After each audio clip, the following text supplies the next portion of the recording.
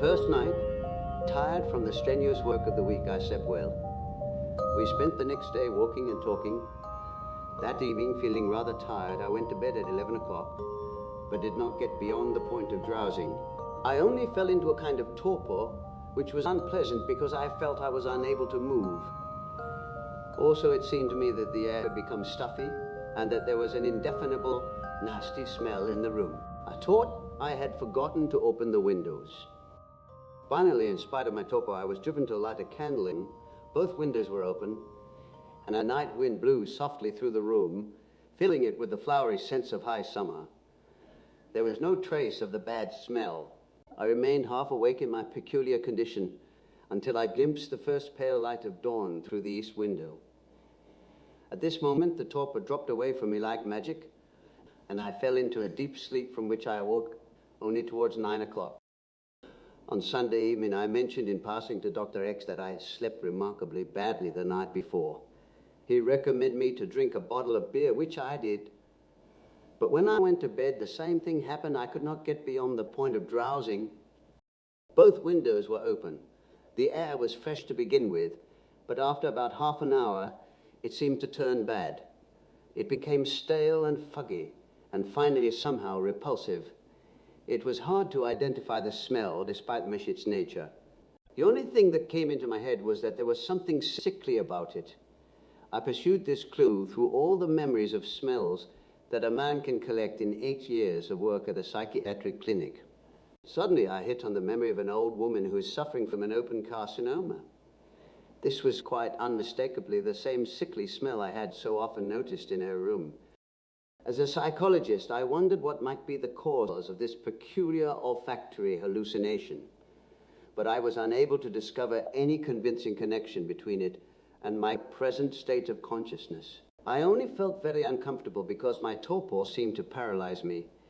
In the end, I could not think any more and fell into a torpid doze. Suddenly, I heard the noise of water dripping. Didn't I turn off the tap properly? I thought. But of course, there's no running water in the room, so it's obviously raining. Yet today was so fine. Meanwhile, the dripping went on regularly, 1 drop every 2 seconds. I imagined a little pool of water to the left of my bed, near the chest of drawers. Then the roof must leak, I thought. Finally, with a heroic effort, so it seemed to me, I lit the candle and went over to the chest of drawers. There was no water on the floor and no damp spot on the plaster ceiling. Only then did I look out of the window. It was a clear, starry night. The dripping still continued. I could make out a place on the floor, about 18 inches from the chest of drawers where the sound came from. I could have touched it with my hand. All at once, the dripping stopped and did not come back. Towards 3 o'clock, at the first light of dawn, I fell into a deep sleep. No, I have heard death watch beetles. The ticking noise they make is sharper. This was a duller sound, exactly what would be made by drops of water falling from the ceiling. I was annoyed with myself and not exactly refreshed by this weekend, but I said nothing to Dr. X. The next weekend, after a busy and eventful week, I did not think at all about my previous experience. Yet hardly had I been in bed for half an hour than everything was there as before. The torpor, the repulsive smell, the dripping. And this time there was something else, something brushed along the walls. The furniture creaked now here, and now there. There were rustlings in the corners. A strange restlessness was in the air. I thought it was the wind. Lit the candle and went to shut the window. But the night was still. There was no breath of wind. So long as the light was on, the air was fresh, and no noise could be heard. But the moment I blew out the candle, the torpor slowly returned, the air became foggy, and the creakings and rustlings began again. I thought I must have noises in my ear. But at 3 o'clock in the morning, they stopped as promptly as before. The next evening, I tried my luck again with a bottle of beer. I'd always slept well in London and could not imagine what could give me insomnia in this quiet and peaceful spot. During the night, the same phenomena were repeated, but in intensified form. The thought now occurred to me that they must be parapsychological. I knew that problems of which people are unconscious can give rise to exteriorization phenomena, because constellated, unconscious contents often have a tendency to manifest themselves outwardly somehow or other. But I knew the problems of the present occupants of the house very well and could discover nothing that would account for the exteriorizations. The next day I asked the others how they had slept. They all said they had slept wonderfully. The third night it was even worse. There were loud knocking noises, and I had the impression that an animal about the size of a dog was rushing round the room in a panic. As usual, the hubbub stopped abruptly with the first streak of light in the east.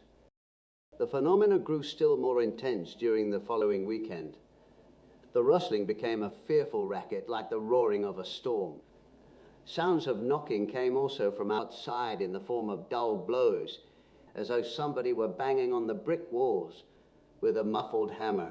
Several times I had to assure myself that there was no storm and that nobody was banging on the walls from outside. The next weekend, the 4th, I cautiously suggested to my host that the house might be haunted and that this would explain the surprisingly low rent. Naturally, he laughed at me, although he was as much at a loss as I about my insomnia. It had also struck me how quickly the 2 girls whom Dr. X had engaged as housekeeper cleared away after dinner every evening and always left the house long before sundown. By 8 o'clock, there was no girl to be seen. I jokingly remarked to the girl who did the cooking that she must be afraid of us if she had herself fetched every evening by a friend and was then in such a hurry to get home.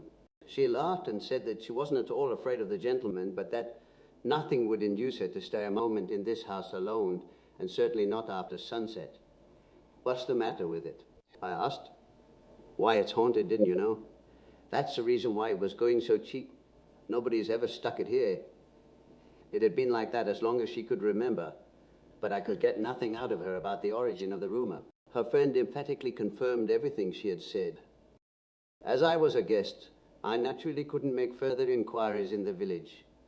My host was skeptical, but he was willing to give the house a thorough looking over. We found nothing remarkable until we came to the attic.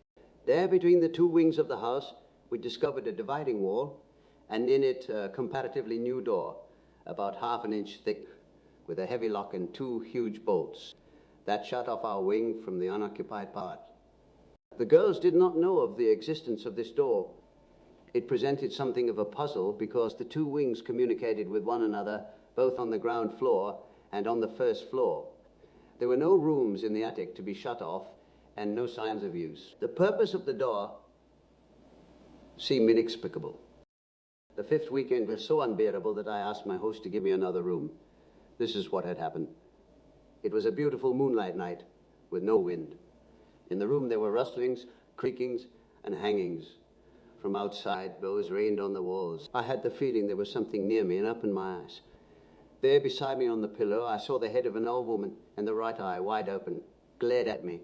The left half of the face was missing below the eye. The sight of it was so sudden and unexpected that I leapt out of bed with one bound, lit the candle, and spent the rest of the night in an armchair.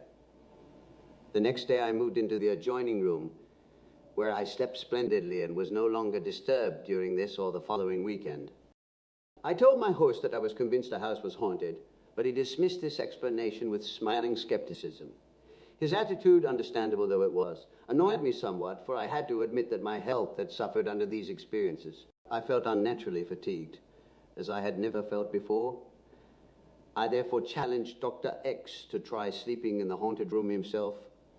He agreed to this and gave me his word that he would send me an honest report of his observations. He would go to the house alone and spend the weekend there so as to give me a fair chance. Next morning I left. 10 days later I had a letter from Dr. X. He had spent the weekend alone in the cottage. In the evening he was very quiet, and he thought it was not absolutely necessary to go up to the 1st floor. The ghost, after all, could manifest itself anywhere in the house if there was one. So he set up his camp bed in the conservatory, and as the cottage really was rather lonely, he took a loaded shotgun to bed with him. Everything was deathly still. He did not feel altogether at ease, but nevertheless almost succeeded in falling asleep after a time. Suddenly it seemed to him that he heard footsteps in the corridor. He immediately struck a light and flung open the door, but there was nothing to be seen. He went back grumpily to bed, thinking I'd been a fool. But it was not long before he again heard footsteps, and to his discomfiture, he discovered that the door lacked a key. He rammed a chair against the door with its back under the lock and returned to bed. Soon afterwards, he again heard footsteps, which stopped just in front of the door. The chair creaked, as though somebody was pushing against the door from the other side. He then set up his bed in the garden, and there he slept very well. The next night, he again put his bed in the garden, but at 1 o'clock it started to rain. So he shoved the head of the bed under the eaves of the conservatory and covered the foot with a waterproof blanket. In this way, he slept peacefully, but nothing in the world would induce him to sleep again in the conservatory. He had now given up the cottage.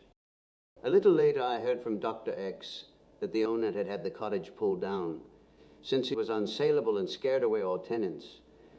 Unfortunately, I no longer have the original report, but its contents are stamped indelibly on my mind. It gave me considerable satisfaction after my colleague had laughed so loudly at my fear of ghosts.